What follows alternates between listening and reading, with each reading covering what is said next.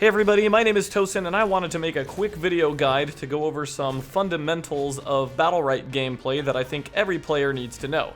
If you're already playing the game, I'm sure you would have figured most of these out by now, if not all of them. But if you're new to the game or looking to get the game in the near future, this should give you a big head start. This first one you'll learn very quickly because it'll happen in the first game you play.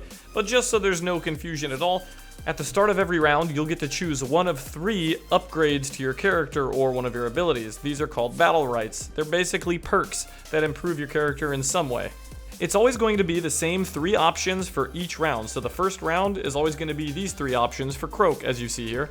Then the second round will have 3 new choices, and so on and so forth. And whichever Battlerites you pick, you will get to keep throughout the entire match. The next thing you'll want to be aware of is there are little health and energy orbs in the center of every map.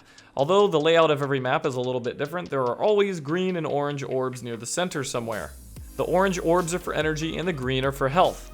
On top of that, there's a large orb in the center of the map that appears periodically. This is a very important part of the gameplay, is controlling this orb in middle. It's a pretty big advantage to kill this orb. Everybody on your team will be given a little bit of health and 1 bar or 25% energy. Now, it doesn't matter how much damage you do to the orb, it's whichever team last hits the orb. Whoever actually kills the orb gets the benefit for their team. So there's a lot of gameplay around this orb in the center, and it's very important to claim it as often as you can, as it will offer a pretty significant advantage to get at least 1 or 2 of them. There's also a term you might hear pretty often, which is called mid-control. If you can control the middle of the map, you have a huge advantage, as you can run around taking all the small orbs and the big orb in the middle for your team. A lot of the time, you'll bully the enemy out of the middle and they'll get scared and run away. One very common mistake is if you feel like you're winning the fight just because the enemy is running away, it's rarely a good idea to chase them around the map, even if it does feel that you're ahead.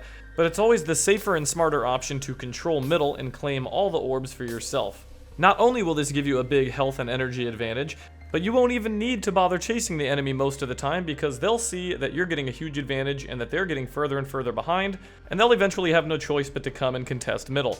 I'm not saying you should never chase the enemy, but it's just the safe bet to at least collect all the orbs before you go chasing them around. Even if you feel like you're way ahead, be careful and don't underestimate the enemy. It's always possible to come back. By the way, if you're the only one left alive, you'll actually get 50 energy instead of 25.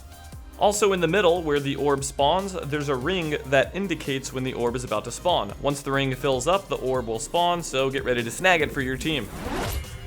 Another very important thing to know is whenever one of your teammates die, they will drop their remaining energy on the floor for you to pick up. So here I'm going to use my ultimate, kill the Croak out of stealth, and then I'm going to walk over and pick up all the energy my teammate left behind, and this gives me another free ultimate. This is one of the most awesome mechanics in Battlerite, as this allows you to make some sick comebacks in 1v2 situations. The next thing you'll want to know about are the invulnerability frames, also sometimes referred to as Iframes. And no, that's not a new Apple product for eyewear. What this means is there are certain abilities, typically they're jump or teleport type of abilities, and during the jump or teleport animation, even if your body is clearly visible, you are still immune to everything. So here the Croak is going to use his ultimate to put an exploding venom on me, and right before the venom explodes, I'm going to jump and I'm going to immune the damage from the explosion. So anytime you find yourself in a really dangerous situation, feel free to jump it. Even Freya's Thunderclap ability, which is normally used for a damaging attack, has 0.4 seconds of airtime. The brief moment that you're in the air, you're also immune to everything. The next thing you should know about is the healing cap. This means there's a maximum amount that you can be healed, and every time you take damage, your healing cap reduces, meaning your full health bar basically becomes smaller as the fight goes on. This, in my opinion, is an amazing mechanic that keeps the game interesting and intense, so you don't have these really long, never-ending healer battles. However, keep in mind there is a way to increase your maximum health throughout a match, though. Picking up the small healing orbs or the large orb for your team in the middle of the map will actually counteract this effect a bit and increase your maximum health again. The next thing I want to talk about is EX abilities. I don't know if they're supposed to be called X abilities or EX abilities or what, but either way, whenever you press shift, this will give you the option to modify or alter 2 of your baseline abilities at the cost of energy. Every champion has 2 abilities that can be modified, and it's not always the same abilities. For instance, for Jade, her EX abilities are her right click and her Q. For Freya, her EX abilities are her space and her E. You can read all the characters' EX abilities simply by pressing Shift when you're at the info menu here and check them out for yourself. Jade's right click is normally a slow casted snipe that stuns the target. But her EX ability, by holding Shift and right clicking, it's a much faster cast but lower damage attack that roots instead of stuns. That's just one example of an EX ability. Every character has two, and they all cost energy, so be careful how you use them, but definitely just be aware of them so you can learn to incorporate them in your gameplay in the right situations. The next thing I want to talk about is counters. Some champions have counters, formerly known as trances. Whenever a character activates this counter, there's a brief moment where if they are attacked directly, it will trigger some sort of defensive capability and benefit them in some way. It's very important to play around these counters. The champions that have counters generally rely on them a lot. So if you can attack them and bait out a counter, but then don't attack into the counter, they'll be vulnerable after that. But if you attack into the counter, it'll usually give them a benefit that's very strong depending on the champion. For example, Pearl, this little annoying water girl, if her counter is triggered, it will knock back and damage all enemies nearby, and it will charge her weapon for an empowered attack that deals extra damage and silences the target, so hitting her counter is very dangerous. Next up is a mechanic called Spell Block. The way spell blocking works is you hit them with a debuff, and if they attempt to use any ability during that debuff, a secondary effect will hit them, whether it be a silence, or a stun, or fear. Jade has a spell block. As you can see, if the enemy doesn't cast anything during the spell block effect, which is very brief, they won't get hit with an effect. However, if he's trying to use any ability during this lockout, he will be silenced.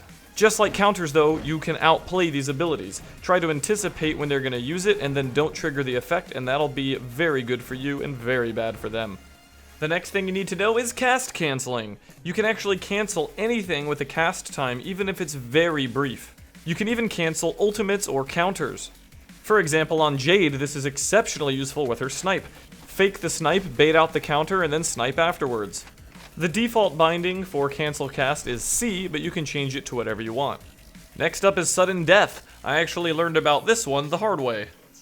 The way sudden death works is there's a 2-minute match timer, and when that 2 minutes runs out, the map starts closing in. And if you step across the boundary, you'll take fire damage every second. This makes fights really intense and interesting if they last too long, and you can even totally play around it. Lots of characters have ways to knock the enemy outside of this ring. For example, Pearl can use her counter to trigger the knockback and knock people out of the ring, and you can even silence them when they're out there so they can't escape.